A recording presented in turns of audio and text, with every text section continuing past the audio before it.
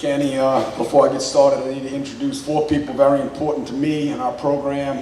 Daniel Luquette, who is in charge of our offense. Mr. Denise Keller, who is in charge of Hahnville football. Coach Brian Lumar, who is in charge of Hahnville High School as our principal. And my wife Sharon, who's in charge of me. So, those guys are here today. I told them I needed them to come give me a little bit of support. It's been a really good year for us so far. As Kenny said, we've had a good year, but the thing I'm most proud of is when the season started, Hahnville was almost kind of an afterthought. We had gone through a 6-6 season, and I remember getting our kids in, and I told them, I said, Hahnville should never be 6-6, ever. And we can look back and talk about, well, we had an LHSAA issue with me with recruiting, and I was suspended, and the poor player was ineligible. We could have made a million different excuses, but I looked at them and I said, guys, since we've been together at Hahnville, going into our 6th year, we're 45 and 18. So all those things that we were doing before last season had to have had some impact on us as a football program. And going into the year, we just felt like, almost Hahnville being an afterthought in football should never happen. It should never be on the map, but that's kind of the way the season played out. And we had a really good summer, and to me the summer is where the football program is going to be built. Our weight program, to me, is instrumental. And you've been out to Hahnville, we have great facilities. St. Charles Parish does everything the right way. And it just became a matter of the kids understanding that we have to go out and do what we need to do to be a great football program. And that comes just from outworking other people. It's the only way you're going to be successful is outworking them. So as we got into the season, we played Denham Springs. Going into the year was very, very well thought of. They haven't had a great year by any means. But that first week of the season, you really don't know too much about you. And you really don't know a whole lot about your opponent other than what you see on limited film. But we went up and really did well. This is my first venture as a head coach into spread, into the world of spread football and up-tempo football and throwing the ball kind of 55-45% wise. I was a little nervous about it, but Daniel and those guys have done a great job kind of teaching me what it means to be a spread team. But the very next week we go play Mandeville. And we were concerned about Mandeville because they have some very, very talented, skilled kids. And it was probably our most complete game of the season, even to date. We went up and beat a really good Mandeville team pretty soundly. And our kids kind of realized at that point that we had an opportunity to be special. And it's just played out that way. We're very fortunate to have talented kids up front defensively. I know we have a kid, Tulane, is hoping will flip his commitment. He's currently committed to Houston. A kid named Adonis Freeloop, who's a magnificent defensive lineman. His parents obviously had a premonition because when he was born, they named him Adonis. So he's had a great year for us. But then I think what happens during the course of the season and what has happened to us is we've had players that were kind of under the radar a little bit start to develop as a football team. And we talked about it last week. We took our first loss. We played Jesuit. We didn't block them at all very well up front, and the kid, Darrell Evans, who's having a good year for us, who was honored by Kenny and the quarterback club a couple of weeks ago, really wasn't able to get going. And after the game, we were sitting there, and I told our guys, and it's something that we're still building at Hahnville. I told our guys after the game, we didn't get beat Friday night. We got beat 120 years ago when Jesuit started playing football. And when you have great programs, and I remember telling them, when Kenny and Ed are Rummel graduates, when a Rummel kid puts that white hat on their head with that R on it, it means something. It means something every day, not just Friday. And I'm a Holy Cross graduate, and Roland's here. Well, Roland's here. When those Holy Cross guys put that gold helmet on their head, it means something every day, not just Friday. And you can go through that entire league of established football programs. And the hardest thing to build when, you hear the word culture. Everybody wants to build a culture in their football program. Well, that's what that word means, in my opinion. It means when you put that hat on your head or you put that crest on your chest, it's important every single minute of every single day. not just Friday night. When you go to class, you get to class on time. That's what Ms. Keller does for me. You know, that H means something. When you walk in with that Hahnville football crest on your shirt, you should be the best student in the class. Like Coach Lambert's son, obviously, is the best student in the class. All righty? When you show up at a party and you're wearing that Hahnville H or a Hahnville football shirt on your back, you should be the most well-behaved kid at that party. And when you go to the weight room and you're wearing that Hahnville football tight fit that you're going to lift in during that day, it should be extra effort. You know, in our weight program during the summer, I always tell our kids, all right, we have 5 sets of 5 today at 65%, and we're going to do a complex one lift. Well, that last set, we're going to do an extra rep. And that extra rep is going to be either for, you know, it's always for Destrehan, it seems, but, you know, it's going to be for Destrehan, or it's going to be for East St. John, or it's going to be for Jesuit next year, or it's going to be to go to the Superdome. And so we're always kind of trying to build that core of our culture is going to be about our team. And the last thing we left them with, you know, after last Friday night was, you know, 2 years ago we went to the Superdome to play in a state championship game, and we weren't the most talented team. Now, you know, as it played out, we had the best player in the state of Louisiana, and if you watch him run for Kansas, he's probably the best player in the nation in high school 2 years ago. We just happened to have him at Hahnville. But we didn't have a great team. Zachary had a great team.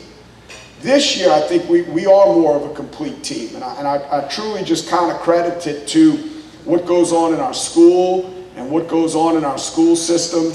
And, you know, I listen to a lot of the things that Coach Lumar and Mr. Ortling, our superintendent, say. They have all these kind of sayings like, you know, I'm walking off the field after the game and Mr. Ortling says, you know, be better, not bitter. And I'm like, bitter? I'm about to go, you know.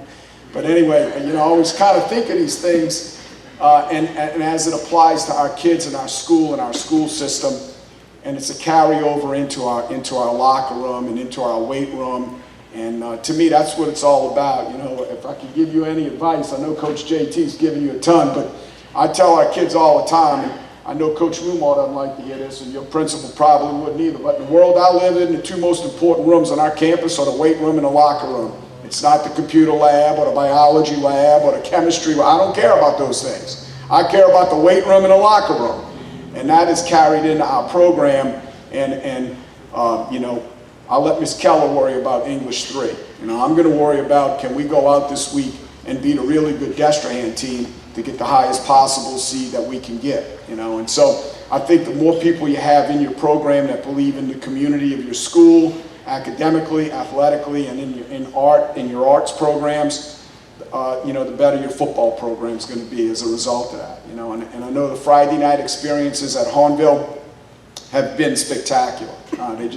They really have. It was funny, and I'll end on this. 2 weeks ago, we, like most of the people in the city, we were kind of finagling our way around the weather. We were going to play on Thursday, but it was our homecoming week, so we couldn't play on Thursday because we have the homecoming parade and Club Olympiad and Letterman night. And then, so we were going to play Friday, and Coach Lumar calls me in and he says, listen, we can't play tonight. The weather's terrible. There's a tropical depression out in the Gulf getting ready to come on shore. So we're going to play Saturday. Well, we played Saturday, and I don't know, Kenny's been, and Ed's been, Rose's been, but if you've been to a game at Hahnville, there's no place to sit on the home side. You know, you go sit on the visitor side if you're a walk-up guy, because everything else is either band, student section, or season tickets. So our kids walked out, and they looked up in the stands, and they're like, where is everybody? And I'm like, this is everybody. This is all that's going to be here today. And it shocked them. And it really helped us seeing that, because after the game I told them, guys, you have just realized how special it is to play football at Hahnville High School, because you get these rivalry games like I know Uncle Roe was, you know, when he played at Holy Cross and they played Jesuit and the stadium's packed, you know, and you know, when we played Destrehan, the stadium's packed. But when you come to Hahnville, it doesn't matter who we're playing. The home side is packed, and our students, I think their theme this week is Hawaiian or hippie night. They always have a theme, and our student section is packed, and it's just really a special place to coach football, but it really has to do with the special people in the system that has created this environment for us. So, you know, we are having a good year. It's an exciting time to play football at Hahnville High School. We have a lot of really good coaches and really good players, but more importantly, we really have a lot of really good people in our school and our school system. So thank you for having me, Kenny. It's always good to come. When you get invited to this, it's because you're winning. You never come up here when you're 1-8. So thank you. Questions for Nick? Any questions? I want to ask you one. How big is this rivalry? I mean, you've been involved in a lot of great rivalries. How big is Hahnville veteran? It's giant from this standpoint, Kenny. You know, I coached at Chalmette, like Kenny said. Chalmette, you know, Holy Cross is a big rivalry, and you know, I went to Holy Cross, and I wasn't near to play Roland was. As a matter of fact, I used to, you know, we were talking about Coach Billy Murphy earlier. Billy Murphy was a long-time coach in the city and was a head coach at Jesuit and coached in the state championship game. He's one of the coaches, along with Coach Washington. It's the reason our state championships are in the Superdome, because of that game. But I remember begging Coach Murphy to, Coach, can I just get in one snap at practice? And yeah, this is 1976, so he'd turn around and have a few choice words for me and then slap me upside the head with his whistle lanyard and say, get in the back of the line. So that's the kind of high school player I was. But the Holy Cross Jesuit rivalry, obviously, I know, you know, Rommel Curtis is becoming a giant rivalry. But what sets Hahnville and Destrehan apart is everybody truly knows everybody. Those kids have played against each other. Some of them have been in school together. Like, I'll give you a perfect example. We have a very good defensive back named Cyree Lewis. Well, his nephew or cousin, I think it's his nephew, I'm not sure, is Jai Eugene's son. He plays receiver for Destrehan. Well, Jai Eugene played at Destrehan, and his family is playing at Hahnville, you know, and it's just amazing how close-knit the community is. And I didn't realize this until I became the head coach at Hahnville. Before the bridge was built, you know, that bridge is kind of a blessing and a curse. You know, it's a blessing because it gets you over to Booty and Hahnville and Ama and you know, that area much more quickly. But it's a curse because there's also a lot of schools that are crossing over that bridge to look at some of our players, if you know what I mean. But anyway, it used to be Hahnville and Central Lafourche. That used to be the big rivalry down there.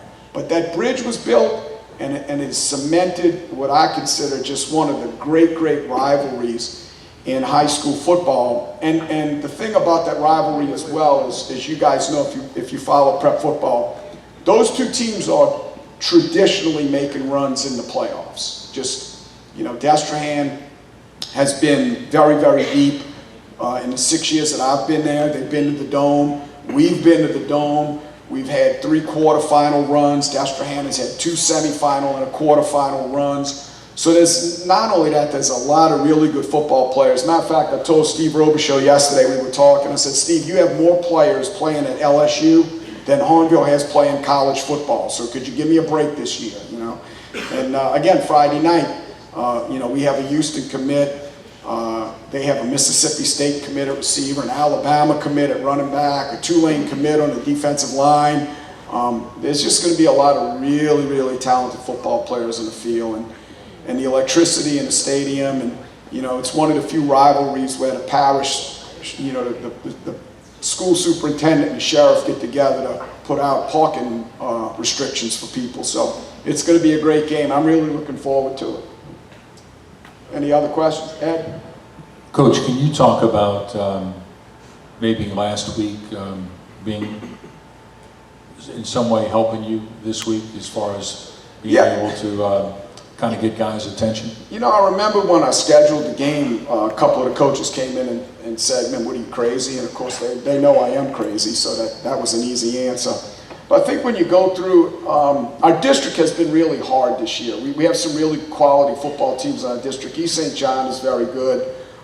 Terrebonne, probably up front defensively, is the most talented team in our district. And, you know, Jakai is a Florida State commit. That'll be interesting to see if he stays with Florida State since they got rid of their coach. But there's just a lot of talent. And then you get a team like Jesuit. And I know I'm an old guy, old school kind of coach. I look at the fronts. You know, young guys, I kid Daniel about this all the time. Young coaches will come back and they'll say, man, this team doesn't have a whole lot of athletes. You know, we got a shot Friday night. Well, to me, it's not about those skill guys. You need to have them. Don't get me wrong. I mean, we had Puka Williams. You know, we got Darrell Evans.